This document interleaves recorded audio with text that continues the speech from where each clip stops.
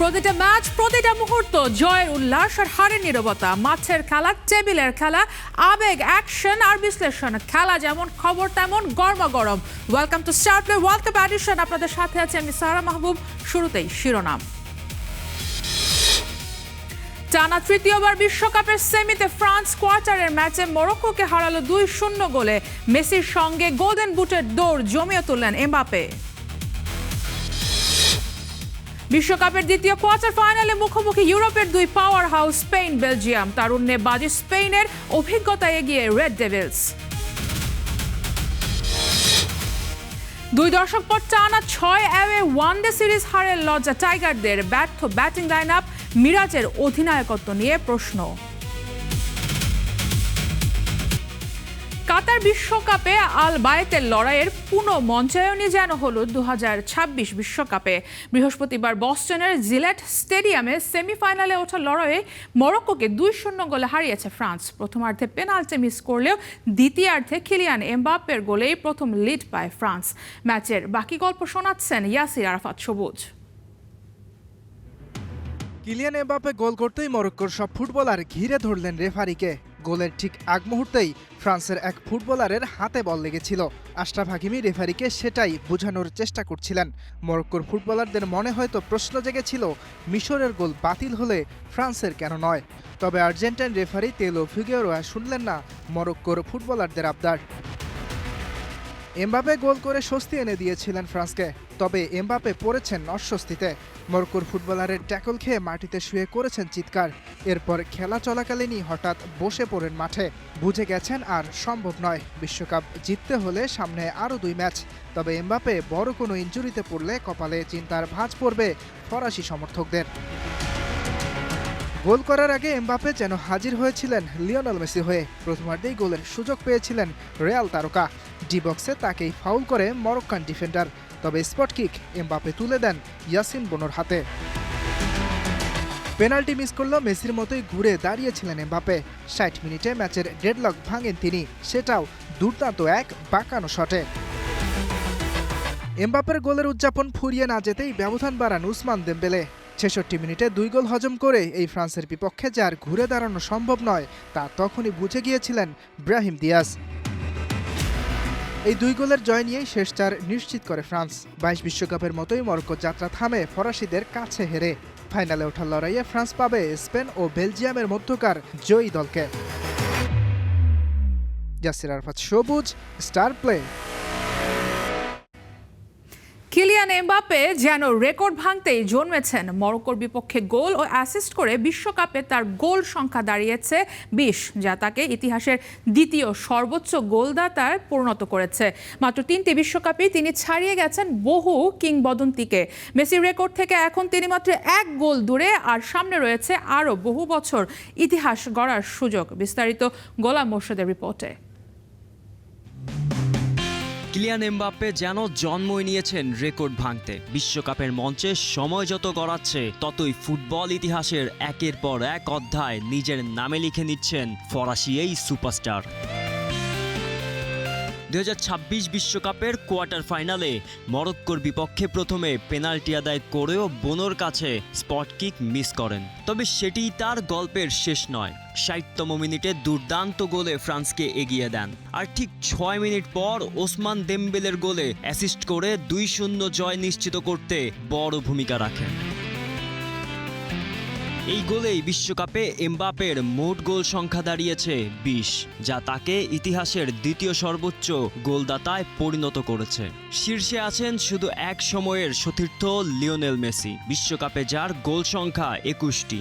অর্থাৎ সর্বকালের রেকর্ড ছুঁতে এমবাপ্পের দরকার আর মাত্র 1টি গোল। সবচেয়ে অবিশ্বাস্য বিষয় হলো মেসি এই 21 গোল করেছেন 31 ম্যাচ ও 6টি বিশ্বকাপে, আর এমবাপ্পে 20 গোলে পৌঁছেছেন মাত্র 20 ম্যাচ ও 3টি বিশ্বকাপ খেলেই। এরই মধ্যে তিনি শৈশবের আইডল ক্রিস্টিয়ানো রোনালদোর বিশ্বকাপে করা 11 গোল, 16 গোলের মিরোস্লাভ ক্লোসা, 15 গোলের রোনালদো নাজারিও সহ অনেক কিংবদন্তিকেই ছাড়িয়ে গেছেন। মরক্কোর বিপক্ষে ম্যাচটি ছিল বিশ্বকাপে এমবাপ্পের 20তম ম্যাচ। এর মাধ্যমে তিনি হুগো লরিসের পাশে যৌথভাবে ফ্রান্সের হয়ে বিশ্বকাপে সর্বাধিক ম্যাচ খেলার রেকর্ড গড়েছেন। অথচ তার বয়স এখন মাত্র 27 বছর। নকআউট পর্বে সর্বোচ্চ 12 গোল, টানা 2 বিশ্বকাপে 8 বা তার বেশি গোল, চলতি আসরে 8 গোল নিয়ে গোল্ডেন বুটের যৌথ শীর্ষস্থান। সব মিলিয়ে রেকর্ড যেন এখন তার প্রতিদিনেরই সঙ্গী। মেসির এটি শেষ বিশ্বকাপ, অন্যদিকে এমবাপ্পের সামনে পড়ে আছে আরও অন্তত 2টি বিশ্বকাপ খেলার সুযোগ। যে গতিতে তিনি ছুটছেন তাতে শুধু মেসির রেকর্ড নয়, বিশ্ব ফুটবলের প্রায় সব বড় অর্জনই যেন সময়ের অপেক্ষা। তার গল্পটা এখন আর শুধু একজন গোলদাতার নয়, সর্বকালের অন্যতম সেরা কিংবদন্তি হয়ে ওঠার। গোলাম মোর্শেদ, স্টার প্লে। বিশ্বকাপের শেষ আটে আজ ইউরোপের দুই পরাশক্তির লড়াই। একদিকে টুর্নামেন্টে এখনো পর্যন্ত একটিও গোল না খাওয়া স্পেন, অন্যদিকে 18 ম্যাচ ধরে অপরাজিত বেলজিয়াম। সেমিফাইনালে ফ্রান্সের প্রতিপক্ষ হতে আজ রাত 1টায় মুখোমুখি হচ্ছে দুই দল। তানজিম ঐশীর ম্যাচ প্রিভিউ। ছোটবেলায় বিশ্বকাপ জয়ী অধিনায়ক লিওনেল মেসির সংস্পর্শে এসেছিলেন লামিন ইয়ামাল, এবার নিজেই বিশ্বকাপ খেলছেন। বিশ্বকাপ জয়ের 16 বছর পূর্ণ হওয়ার আগে আগে আবারও ইতিহাস গড়ার দ্বারপ্রান্তে দাঁড়িয়ে স্পেন। নিজের প্রথম বিশ্বকাপ স্মরণীয় করে রাখার পথে স্পেনের বিস্ময় বালকও। তবে সেই পথে বাধা ইউরোপের আরেক শক্তিশালী দল বেলজিয়াম, যারা নতুন কোচ রুডি গার্সিয়ার অধীনে ফিরে পেয়েছে হারিয়ে যাওয়া আত্মবিশ্বাস। রক্ষণী স্পেনের সবচেয়ে বড় শক্তি। 5 ম্যাচ খেলে এখন পর্যন্ত একটাও গোল হজম করেনি লা রোহা। টানা 6টা বিশ্বকাপ ম্যাচে ক্লিনশিট রেখে গড়েছে নতুন রেকর্ড, যা 10 ঘন্টারও বেশি সময় গোল না খাওয়ার নজির। বর্তমান ইউরোপিয়ান চ্যাম্পিয়নরা লুইস দে লা ফুয়েন্তের অধীনে এখন পর্যন্ত বড় টুর্নামেন্টের 6টা নকআউট ম্যাচের সবকটাতেই জয় পেয়েছে, ফলে আত্মবিশ্বাসে ভরপুর স্পেন। দুই দলের মুখোমুখি লড়াইয়ের পরিসংখ্যানটাও স্পেনের পক্ষেই কথা বলছে। শেষ 11 দেখায় স্পেন জিতেছে 9টা ম্যাচ। যদিও দুই দলের সর্বশেষ সাক্ষাৎ হয়েছিল প্রায় 1 দশক আগে, আর বিশ্বকাপে আগের দুইবারের দেখায় জিতেছে উভয় দলই। অন্যদিকে কাতার বিশ্বকাপে গ্রুপ পর্ব থেকে বিদায় নেওয়ার পর অনেকেই মনে করেছিল বেলজিয়ামের গোল্ডেন জেনারেশনের গল্প শেষ, কিন্তু 2026 বিশ্বকাপে তারা যেন নতুন রূপে ফিরেছে। বিশ্বকাপে এখন পর্যন্ত ম্যাচ প্রতি গড়ে 2.5-এর বেশি গোল করেছে বেলজিয়াম। সব প্রতিযোগিতা মিলে টানা 18 ম্যাচে অপরাজিত থেকেই তারা এই ম্যাচে মাঠে নামছে। কয়েকটা 1-to-1 ব্যাটেল এ ম্যাচের ভাগ্য গড়ে দিতে পারে। Rodri versus Kevin De Bruyne মাঝমাঠের নিয়ন্ত্রণ, Lamine Yamal versus Maxime De Cuyper স্পেনের আক্রমণ বনাম বেলজিয়ামের রক্ষণ, De Ketelaere versus Cubarsi Laporte জুটি বেলজিয়ামের আক্রমণের কার্যকারিতা, মিকেল ওয়াইয়ারজাবাল ভার্সেস কোর্তোয়া স্পেনের ফিনিশিং বনাম বিশ্বের অন্যতম সেরা গোলরক্ষকের লড়াই। ম্যাচের শেষ ভাগে লুকাকুকে নামিয়ে শারীরিক শক্তিকে কাজে লাগানোর কৌশলও দেখা যেতে পারে। স্পেনের মূল একাদশে বড় কোনো পরিবর্তনের সম্ভাবনা নেই, তবে বেলজিয়ামের বড় ধাক্কা মিডফিল্ডার আমাদু উনানার এসিএল ইনজুরি। স্পেনের সংগঠিত রক্ষণ, বল দখলের ক্ষমতা আর বড় ম্যাচের ধারাবাহিকতা তাদের সামান্য হলেও এগিয়ে রাখছে। তবে বেলজিয়ামের আক্রমণ ভাগ দুর্দান্ত ছন্দে রয়েছে, তাই ম্যাচটা হতে পারে ট্যাকটিক্যাল দাবার লড়াই। একদিকে ইউরোপিয়ান চ্যাম্পিয়নদের শৃঙ্খলাবদ্ধ ফুটবল, অন্যদিকে পুনর্জন্ম পাওয়া বেলজিয়ামের সাহসী আক্রমণ। Tanzim Oishi, Star Play. ব্রাজিলকে হারিয়ে আত্মবিশ্বাস বেড়ে গেছে নরওয়ের কোয়ার্টারে, তাই ইংল্যান্ডকে হারাতে নিজেদের সবটা উজাড় করে দিবেন এর্লিং হালান্ডরা। অন্যদিকে বিশ্বকাপ জয়ের স্বপ্ন দেখছেন হ্যারি কেইনরাও। বিশ্বকাপে এখনও হারেনি ইংল্যান্ড। হ্যারি কেইন, বেলিংহাম আর রাশফোর্ডের পারফরমেন্সে নরওয়ের বিপক্ষে ইংল্যান্ডই ফেভারিট। দুই দলের চোখই এখন শিরোপায়। অন্যদিকে বিশ্বকাপে উড়ন্ত পারফরমেন্স করে র্যাঙ্কিংয়ে 12 ধাপ এগিয়েছে নরওয়ে। নিজেদের আন্ডারডগ মানলেও ব্রাজিলকে হারিয়ে আত্মবিশ্বাসের তুঙ্গে আছেন ওডেগার্ডের দল। ম্যাচের আগে সংবাদ সম্মেলনে এই অধিনায়ক তাই বলেছেন, সেমিতে উঠতে নিজেদের উজাড় করে দিবেন তারা।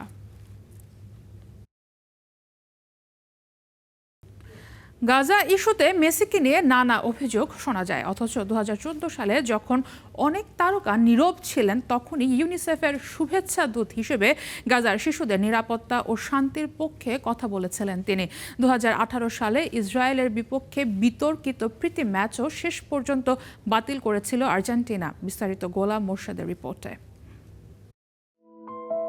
মেসি কি সত্যিই ইসরায়েলপন্থী, নাকি বছরের পর বছর এই গুজব বিশ্বাস করে তাকে বিচার করছে বাংলাদেশের ফুটবল সমর্থকরা? গাজা ইস্যু সামনে এলেই সামাজিক যোগাযোগ মাধ্যমে একদল সমর্থক, বিশেষ করে ব্রাজিল ও পর্তুগাল সমর্থকদের একটি অংশ মেসিকে ইসরায়েলপন্থী বলে আক্রমণ করে।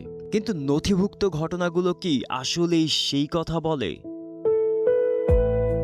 2014 সালে গাজায় সংঘাত তীব্র হলে ইউনিসেফের শুভেচ্ছাদূত হিসেবে মেসি প্রকাশ্যে যুদ্ধবন্ধের আহ্বান জানান। তিনি লিখেছিলেন, এই সংঘাত সৃষ্টি করেনি শিশুরা, অথচ তারাই সবচেয়ে বড় মূল্য দিচ্ছে। নিরীহ শিশুদের নিরাপত্তা নিশ্চিত করারও আহ্বান জানিয়েছিলেন তিনি। একই সময়ে সামাজিক যোগাযোগ মাধ্যমে ছড়িয়ে পড়ে মেসি নাকি ইসরায়েলকে 10 লাখ ইউরো অনুদান দিয়েছেন। পরে বিভিন্ন নির্ভরযোগ্য গণমাধ্যম সেই দাবিকে ভুয়া বলে প্রমাণ করে। মেসির পক্ষ থেকেও বিষয়টি অস্বীকার করা হয়। 2018 সালের ইসরায়েলের বিপক্ষে আর্জেন্টিনার প্রীতি ম্যাচ ঘিরে বিতর্ক তৈরি হলে শেষ পর্যন্ত ম্যাচটি বাতিল করা হয়। সে সময় গাজায় মেসির জার্সি পরানো হলেও পরে সেই সিদ্ধান্তকে ফিলিস্তিনপন্থী মহল স্বাগত জানায়। আর্জেন্টাইন ফরওয়ার্ড গঞ্জালো হিগুয়াইনও বলেছিলেন, দলটি শেষ পর্যন্ত সঠিক কাজটিই করেছে। শিশুদের অধিকার, যুদ্ধবিরোধী অবস্থান এবং মানবিক বার্তা, এই 3 বিষয়ে বারবার প্রকাশ্যে কথা বলেছেন মেসি। তাই তাকে ঘিরে যত অভিযোগই উঠুক, নথিভুক্ত ঘটনাগুলো বলছে ভিন্ন গল্প। সামাজিক যোগাযোগ মাধ্যমের গুজব নয়, তথ্য বলছে মেসির কণ্ঠ সবচেয়ে বেশি শোনা গেছে শান্তি ও মানবিকতার পক্ষেই। গোলাম মোর্শেদ, স্টার প্লে। বিশ্বকাপের শেষ ষোলোয় মিশরের বিপক্ষে আর্জেন্টিনার জয়কে ডাকাতি বলেছেন নিউ ইয়র্কের সিটির মেয়র জোহরান মামদানি। নিউ ইয়র্কবাসীর জন্য next stop better buses ফাস্টার service কর্মসূচি নিয়ে কথা বলার সময় বিশ্বকাপের আলোচিত এই ম্যাচটি নিয়ে কথা বলেন তিনি। বিস্তারিত ইয়াসির আরাফাত সবুজের প্রতিবেদনে। মিশরের বিপক্ষে ডাকাতি করা হয়েছে। আপনার যদি সময় বাঁচে তাহলে আপনি এসব নিয়ে গল্প করতে পারবেন। আর্জেন্টাইন ফ্যানদের দাবি, যারা ফুটবল বোঝে না তারাই মিশর ও আর্জেন্টিনার ম্যাচের রেফারিং নিয়ে প্রশ্ন তুলছে। তাহলে কি নিউ ইয়র্ক সিটির মেয়র জোহরান মামদানিরও ফুটবল সম্পর্কে জ্ঞান কম? পাবলিক অনুষ্ঠানে তিনি সরাসরি মন্তব্য করলেন, আর্জেন্টিনার বিপক্ষে ম্যাচে ডাকাতি করা হয়েছে। নিউ ইয়র্কবাসীর জন্য next stop better buses ফাস্টার service কর্মসূচি নিয়ে কথা বলেন আর্সেনাল ফ্যান মামদানি। দ্রুত বাস সেবা কীভাবে দৈনিক যাতায়াতে সাধারণ মানুষের মূল্যবান সময় বাঁচাতে পারে সেটি বুঝিয়ে বলছিলেন তিনি। আর এ সময় মামদানি মিশরের পরাজয়ের প্রসঙ্গটি টেনে আনেন। এই বাস সার্ভিসের মাধ্যমে প্রতিদিন 6 মিনিট করে বাঁচবে সবার। এই 6 মিনিটে মেয়র নিজে কি করবেন সেই প্রশ্ন করা হয়। সেখানেও রসিকতা করতে ভোলেননি তিনি। জানান, এই সময় তিনি রিপ্লাই দেখবেন কিভাবে ভিআর এর মাধ্যমে মিশরের সাথে ডাকাতি করা হয়েছে।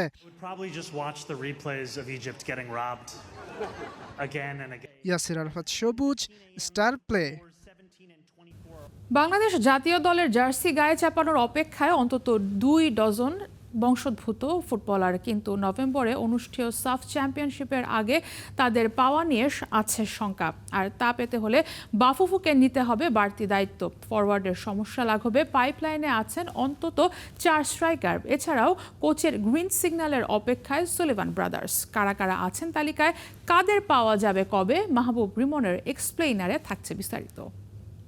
নিহান, আমির, সামি, নাবিল ইরফান কিংবা ম্যাক্স রহমান, রিকুতো, হাশিমতো, আরহাম, করিম স্মিথ, আউরিয়ান, অমিত হুসেন, এলমান মতিন, আশিকুর রহমান, ইমান আলম, ফারহান আলী ওয়ালিদ, তানিম সালিক, নিলয় ভ্যান্ডার প্লেগ, জয়ান, জুনায়েদ হাকিম, ক্যাসপার, জয়উদ্দিন, কত নাম। যারা ভাবছেন বাংলাদেশি বংশোদ্ভূত অভিবাসী ফুটবলারের সংখ্যা নেহাত কম, নামগুলো তারা মাথায় গেঁথে রাখুন।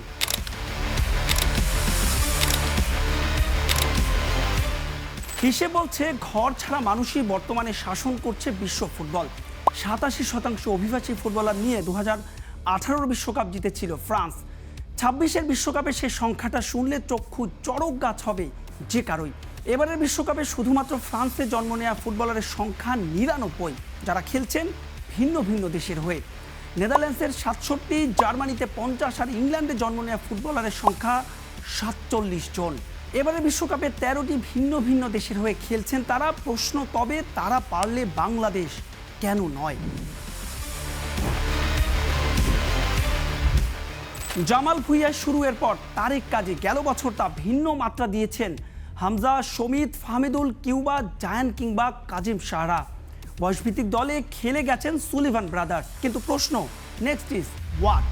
ক্রিকেটের দেশে ফুটবল নিয়ে সাম্প্রতিক সময়ে উন্মাদনার জোয়ারে ভেসেছেন সবাই। পাশাপাশি সিন্ডিকেট নিয়েও আছে বিস্তর অভিযোগ। সমিত সোম তো একবার বলেই ফেলেছিলেন, বিদেশি খেলোয়াড় দেশি খেলোয়াড় নিয়ে চিন্তা করলে আর যাই হোক কোনোদিন শিরোপা জিততে পারবে না বাংলাদেশ।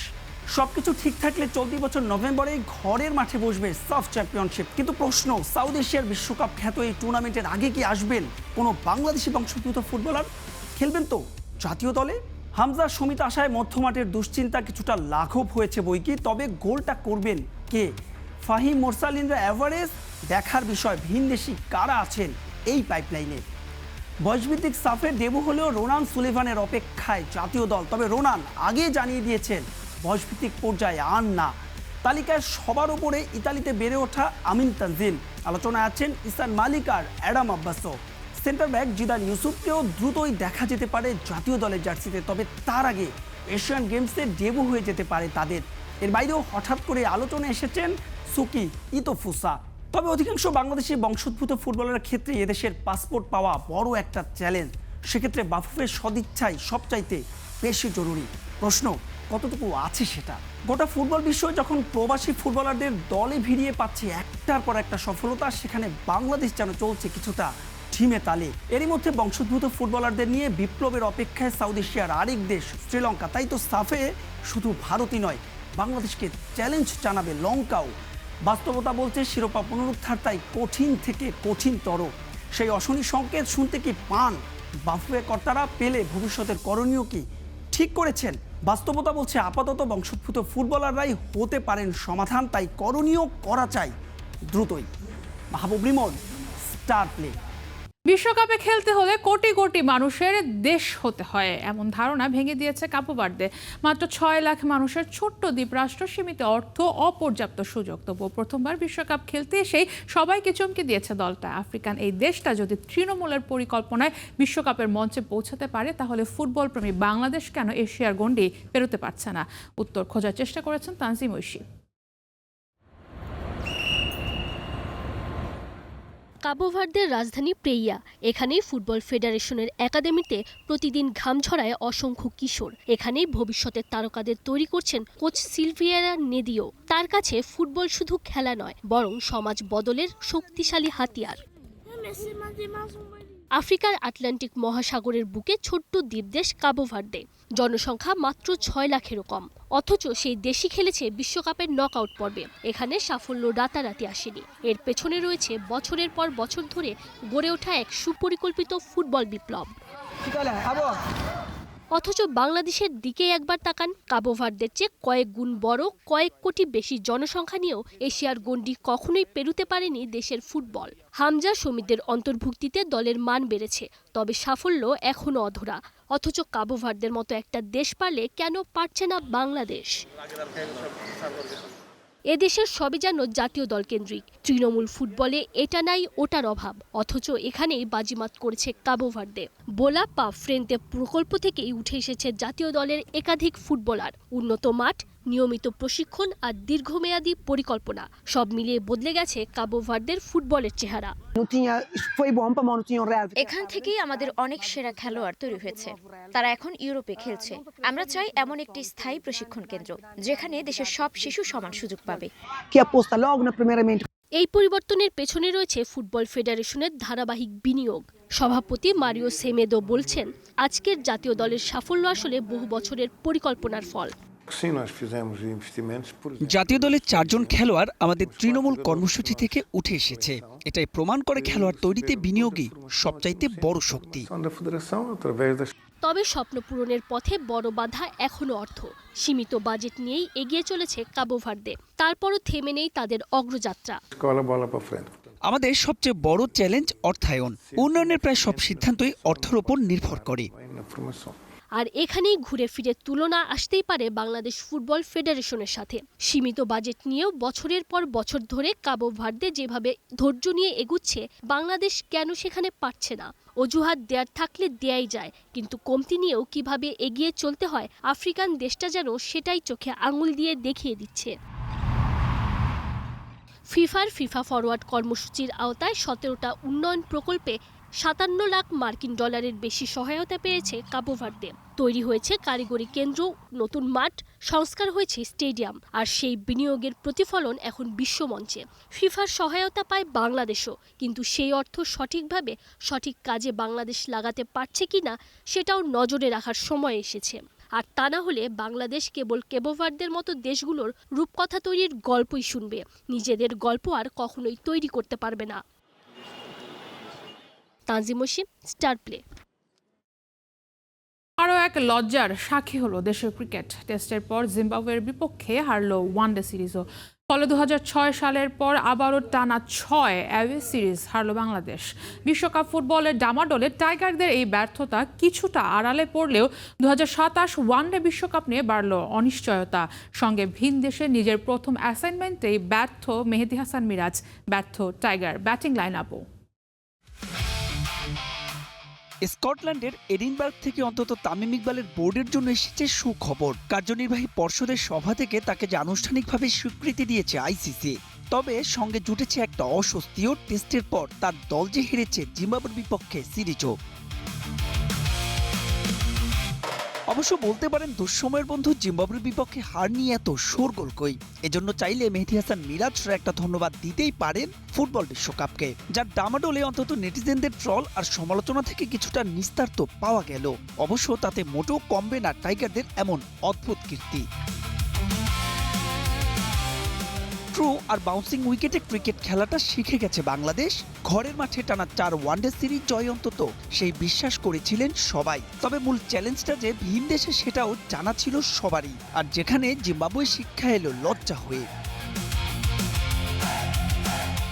যদিও 2002 সালে পূর্ণ শক্তির দল নিয়েও আফ্রিকার এই দেশটির বিপক্ষে ওয়ানডে সিরিজ জিততে পারেনি টাইগাররা। তবে এবারের হতাশা ভিন্ন। টেস্টে অসহায় আত্মসমর্পণ, রঙিন পোশাকে 142 রানও চেস করতে না পারা ব্যাটারদের হলোটা কি? যে সৌম্য সরকারকে নিয়ে এত আলোচনা, চলতি বছরের 6 ইনিংসে তার রান সর্বসাকুল্যে 81। 8 ইনিংস হলো ভিন দেশের মাটিতে 59 নাজমুল হোসেন শান্তর। অধিনায়ক মিরাজের অধিনায়কত্বের ধরন নিয়েও আছে প্রশ্ন। তবে সবচাইতে বড় শঙ্কা বোধহয় 2027 ওয়ানডে বিশ্বকাপে সরাসরি অংশগ্রহণ ঝুলে যাওয়া। কারণ র্যাঙ্কিংয়ের 10 থেকে যে বাংলাদেশের কাঁধে নিঃশ্বাস ফেলছে ওয়েস্ট ইন্ডিজ। চাপের মুহূর্তে এই দলটায় দায়িত্ব নিতে পারছেন না কেউই, শুনছেন না অধিনায়কের কমান্ড। তার উপর আফ্রিকার মাটিতে এই সিরিজ হার আরও একটা কারণে চিন্তার। 2027 ওয়ানডে বিশ্বকাপ যে অনুষ্ঠিত হবে এখানেই। তবে এখনো প্রাপ্তির সুযোগ আছে এই সিরিজ থেকে। শনিবার হার এড়াতে পারলে অন্তত হোয়াইট ওয়াশ হতে হবে না। সবশেষ যেটা টাইগাররা এই প্রতিপক্ষের বিপক্ষে হয়েছিল 25 বছর আগে। Mahbub Rimon, star play. খেলাও থামবে না, খবরও থামবে না। শেষ করছি আজকে star play world cup addition.